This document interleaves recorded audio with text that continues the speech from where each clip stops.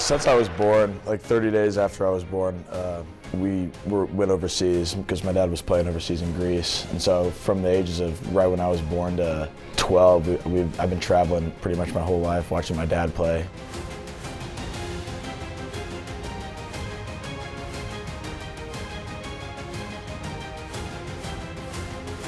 I mean, I've grown up just watching volleyball my whole life, and I mean, that's why I love it so much.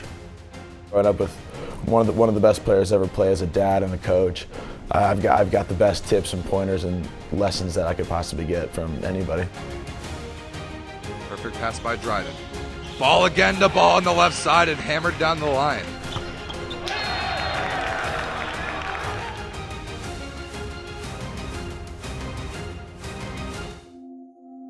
So my volleyball career started at the age of 4. I never forget the time that Dad was getting yelled at by Mom by taking cushions off the sofa and making a net out of them. Then he blew up a balloon and him and I played one-on-one, and that was my first introduction to volleyball, and I've been in love with it ever since. When I was 15 years old, I was chosen to play in the Olympic Festival. At 15, I was the youngest player ever chosen. Most of them are college. Then at 17, I was asked by the national team to play on the national team. And at that time, I started getting an inclination that maybe volleyball was something I should look further into. On my signing day, my senior year, I had not yet decided what I was going to do. And just like a lot of signing days, there was media there. You know, in Fort Wayne, I was heralded as one of the better basketball players in the area, recruited by Bob Knight, recruited to play both sports, volleyball and basketball, by USC and Stanford, recruited by other volleyball schools. And I remember going to bed that night beforehand at the kitchen table, and my dad told me, Arnie says, "Lloy, you're an idiot not to play for Coach Knight." So I'm like, well, okay, that's a pretty good endorsement from my father. I went to bed that night, said my prayers, woke up the next morning and knew I wanted to play volleyball, and I knew I wanted to play for my dad. At that point in time, my dad had not won an MIVA championship. He had not been to a Final Four, and I have always been one that wanted to do something different than everybody else. So I decided I was going to be the first one to give my dad an MIVA championship, the first one to give my dad a Final Four appearance. Inside. See the ball inside the block. Yeah, move up. My freshman year, after losing to Ball State 33 times in a row. I remember my dad coming home every year as a high school student swearing about Ball State, and we're so close, we're so there, and yet he never could get over the hump. And so we actually played my freshman year, and it goes 5 sets like it always does with the Dons and the Cards. And finally, we win 15-13 in the 5th set against a great Ball State team. And it was the final straw to get IPFW over the hump over Ball State. That moment was a defining moment of my college career, that we finally got Dad that Final Four, and it was over his arch nemesis, the Ball State Cardinals. Once I left college in '94, I went out there, and 4 weeks later I was named starting setter at the World Championships. And so it took me very little time to become the starting setter of what would be the Olympic team. I knew from that point on that I was going to play volleyball as long as I could. So you think about the 2 greatest moments for me, and there was a bunch of wins and losses in between, but the one is the first time representing my country in my country at Atlanta. The second one is my last Olympics at the age 36 with my son in the crowd and my wife and my mom and dad, and winning that elusive gold medal that I've been chasing since, once again, that age of 4, kind of put a good cap on that career. I always wanted to be a basketball player. I mean, I love watching basketball. I love playing basketball when I was younger. My junior and senior year, I realized that I didn't really want to do that anymore. And I started getting an interest in volleyball a little bit more again. I was like, yeah, this is maybe something that I want to do after high school. I would say around 14, Dyer played club 1 year at 14, and started noticing his jumping and started noticing his timing. And I noticed right there that he had some tendencies as a lefty kid that could be good. His junior year, when he came back, he ended up playing with and I was still playing at that team, my professional team here domestically. And it was kind of for funsies, but sure enough, as a setter, I'm setting, and Dyer gets in the line, and Dyer hits a ball. And Dyer hits another ball. And all of a sudden, these other guys like Jeff Patak, Jorge Rolak, Chris Gislin, who were all Americans for IPFW that were playing with me at the time, go, has Dyer played volleyball a whole lot? I'm like, no, not really. Got a good arm swing, got a natural eye for it. So sure enough, I think the positive influence by those guys, listen, Dad saying you're good is one thing. These other guys who are also just as good as Dad used to be saying you're good, all of a sudden spurs the interest of the young man, right? I always had that love for it. I just wanted to give it another try, and once I did, I was like, okay, yeah, this is definitely something I want to do again. And I mean, it's always been in our blood. It's been my family's a big volleyball family, and I wanted to keep that going.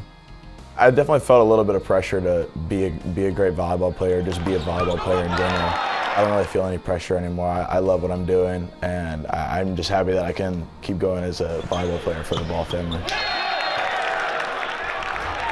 I mean, he's always supported me in anything that I've done. But I mean, me and my dad have always had a really strong connection, and sports has always been kind of at the center of that. I always wanted to go to Ball State. I don't really know why, but that was just a place that I really wanted to go. Luckily, I got the opportunity last year from Joel. He gave me the option to come and play here, and I knew this is exactly where I wanted to come. I had a great visit. I love the campus. I love everything about it, and so this is definitely where I wanted to go. I wouldn't say that I'm a X factor on the court as of right now, but when I do get my time to go in and play, I like to bring as much energy as possible. I want to make sure that everyone is up and focused. I mean, it's just a lot of off the camera work during the summers, being in the gym after I work, being in the gym every night. I mean, my dad was never not in the gym, and that's what I have to do if I want to get to that level. Only Dyer's success here in college so far is because Dyer has wanted it. And I and his mother and his sister will do everything we can to help him, but you have to ask for it. That's when we know it's real. If you ask, be prepared to do the hard things. And so Dyer thus far has done that. I think he's usually always coach mode, even when we're just hanging out at home. If we're watching any type of game or anything like that, he'll always be like, hey, you should be doing this or whatever. Coach mode gets pretty intense. He's been my coach during basketball, football, and volleyball, and he makes sure that I know if I mess up. Dad mode he's great. I mean, we hang out, we have a lot of fun. There's definitely a big difference, but I love coach mode and dad mode. When my dad played at IPFW, Ball State was their rival, so he was a little mad about it. But I mean, he was just happy that I got to come here or got to play D1 volleyball. I mean, it's the battle of the I-69 teams. I got to watch them play at IPFW multiple times when I was younger. I'd go down and watch my grandpa coach. And I mean, I didn't really know or understand when I was younger how big of a rivalry it was. But now being here and playing on the other side, it's a real fun opportunity to either be in the game or just watch these two teams play. I hated them because I kept beating my dad, right? And here I am, a 12-year-old kid. I like people beating my dad. During my time, it was a great rivalry. And during my tenure, we were blessed enough to get the best of them. After you leave, obviously those things start to settle. The rivalry slowly went away. And so as Dyer decides where he's gonna play and he just chooses Ball State, it really wasn't that big of a deal anymore. And you know, his grandfather played here, he's playing here. I'm the Don in between a little bit, and so they're two great schools, and no school has a better history than Ball State. But it was awesome. It was my dad's 50th birthday too. I'm glad I got the opportunity to start there. I played pretty well, I thought. I think I made my dad pretty happy with that. Well, it was awesome. You know, I had told, because I was in the gym at PFW earlier that week talking to Coach Brunette, and the boys came up and said, hey, are you cheering for us against the Cards? I said, I'm cheering for you 51% unless Dyer plays. Then it's 51 for Ball State and 49 for you. And so sure enough, Dyer got the start, and they squeaked out a 5-set win. And so, listen, I'm always going to be a Don, right? But I'm a dad of a Card, and so you have to balance those two things.